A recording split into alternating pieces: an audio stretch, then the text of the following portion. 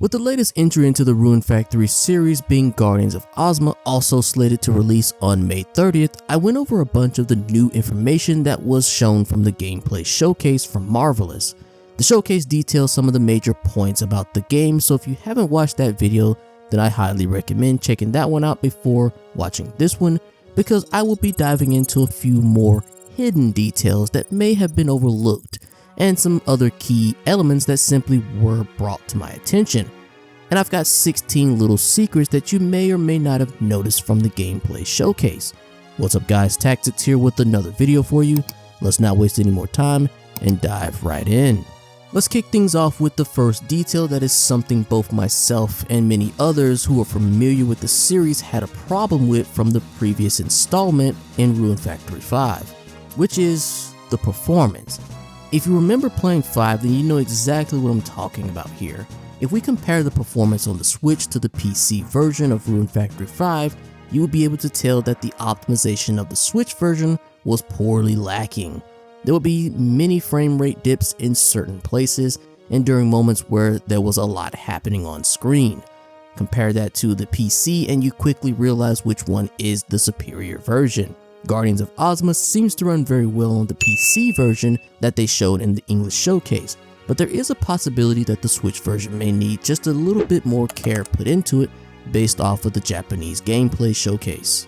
Honestly, I'm not expecting the game to run silky smooth buttery 60 frames the entire time or whatever, but I would prefer if they were able to make a much better Switch version of Guardians of Azuma than how it was for Rune Factory 5 at least. Another minor detail that might have gone unnoticed was the in-game clock. From what I could tell, one in-game minute is like a second and a half, which I think rounds out to be around maybe 30 minutes or so for each day, which is definitely shorter than Rune Factory 5. Personally, I think this is a nice improvement, mainly because I always believed that Rune Factory 5's days were a bit too long. Even though it does give you a lot of time to do a lot of activities around the world, the problem comes into play once you are trying to speed through a ton of events that happens in the game. Not to mention when you're also trying to, well, have kids. And yes, you could just keep sleeping the days away to speed through a lot of them, but I don't really want to just run through days like that when there's just so much to do. It just feels wrong. Plus, it just felt like getting through an entire year in the game took an eternity compared to Rune Factory 4. Speaking of the world though, it seems like you'll have plenty of things to do and places to explore in the world, which once again is a nice improvement from 5 since there really wasn't much to do in Rune Factory 5 in a lot of its open areas. The only thing that comes to mind is when you're traveling to a specific place to enter a dungeon, and along the way you could fight monsters, get a few herbs here or there, and maybe find some ore deposits, but that's about it. So it's refreshing to have more things to do as you explore Azuma. Exploring the world now comes with more benefits since you'll be able to interact with certain things by performing special kinds of dances at certain statues that will give you rewards such as items or even new recipes for cooking. That's right, it's possible that they did away with the recipe bread at bakeries that allow you to learn new recipes depending on what kind of bread you buy. There's a good chance that each seasonal region has their own kind of statues that will teach you recipes for different things, like the statues in the spring fields will teach you food recipes, and something maybe like in the summer region, the statues will teach you weapon recipes. But that's just my own speculation. Another major mechanic they added to help players explore the world better is just allowing your character to jump. Yes, that's right, just like with our boy Link learning to use those legs of his for other things than just running and jumping when he wants to jump. We now have control over those legs, son. That's right, boy. When I say leap, you better leap, or I'ma have to pull my belt off on you. And you don't want me to pull the belt out. Anyways. It is funny how just a simple mechanic of being able to jump whenever you want opens so many doors for you and the character as well when it comes to getting around, like also being able to glide with the parasol now.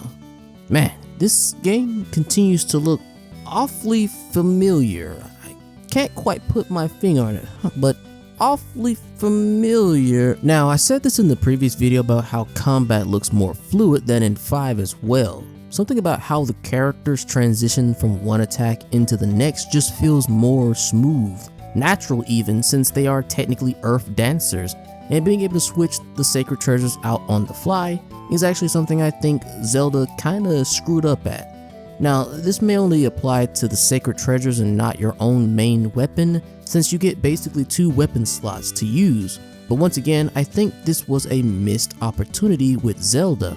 Like, I understand the reason why this may not have worked, since in Breath of the Wild you have so many weapons in your inventory, and since there was this weapon break system in the game to encourage players to try out all different kinds of weapons, I still can't help but think that it was done in a way that made it feel sort of clunky.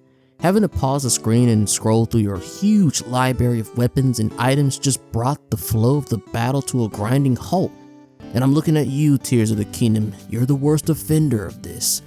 Limiting the weapons to a more modest number or just assigned to one button just feels like it could be more natural, but we'll just have to wait and see once the game comes out. Another interesting detail is with your allies. Apparently, your travel companions can strengthen their bond with each other besides the main character. By doing this, it could lead to certain character events unlocking as you progress through the game. And on one hand, I kinda hope this is the case, since in Rune Factory 5 it felt like certain events would just sort of happen out of nowhere. And because of that, they would show you what character events were happening or which ones to initiate on the minimap. It just never felt like they were earned to me. On the other hand, I kinda did like the randomness of them when it happened in Rune Factory 4. Although I can see it getting confusing if you don't know what events you just triggered with the character because of how random it can be sometimes. But for some reason, I still kinda liked it. Either way though, I am interested to see how it will affect gameplay. Will it allow for your characters to gain certain stat bonuses if those 2 characters are in your party, or will it just maybe trigger certain mini character story events between those 2 characters? But what about the relationship with your specific partner of choice? We already know that marriage is in the game, and you'll have a plethora of candidates to choose from. Even 2 new DLC characters like Pilika and I think that's Shui Long, something like that. I don't know, I'm not Chinese, but it does beg the question, will there be anything beyond just marriage, like, I don't know, having kids? Well, yes, I think that is a likely chance, since you will more than likely also have your own house as well. It would be kind of strange not to have your own place that you can return back to and enjoy a cozy night's sleep. Plus, despite having a bunch of different buildings you can construct for your villagers and for some odd reason not be able to enter them, the game still gives us some sort of context of having your own place with the first trailer where the main character wakes up inside of a building and meets Woolby. So there is a good chance that you will have your own home that you'll always be able to return to. So I'm almost positive that there will be future kids that you'll be able to have with your specific partner of choice. Another little detail is the fact that items now go directly into your inventory and not something that you have to manually put into the inventory. The same can be said about monster parts that you get after defeating them in battle. Honestly, that was one of my major complaints about Rune Factory. Like, I get it, since a lot of the crops and items had their own stats and levels to them, so you kinda had to sort out which ones were the best in terms of their stats, especially with the crops, since you will be presenting them during festivals. Having all the items you collect automatically be sent to your inventory in a separate category though from other items like structures to buildings and terrain tiles is a nice improvement. Makes me wonder though, if we will have infinite storage space or maybe not. And I say that because buildings and other structures have their own top-down mode where you see how buildings will look from overhead, or you can just do it the old-fashioned way and do it in the usual third-person view. Finally, just a little bit about the story. Azuma is a place high in the sky and is split apart because of the celestial collapse, so my thoughts about each area being segmented off might actually be true, and the best way to travel from one place to another is by airship. But anyways, the story looks way more involved thanks to the cinematic cutscenes and of course the voice acting. I'm just really glad they decided to pay more attention to that since they swapped to 3D. And yes, I'm aware of Rune Factory Frontiers being sort of 3D, but I digress. The more details we learn about this game, the more we realize just how much they mix things up compared to the previous installment. It's no longer just a matter of farming and combat, it's a whole new level of strategy and exploration.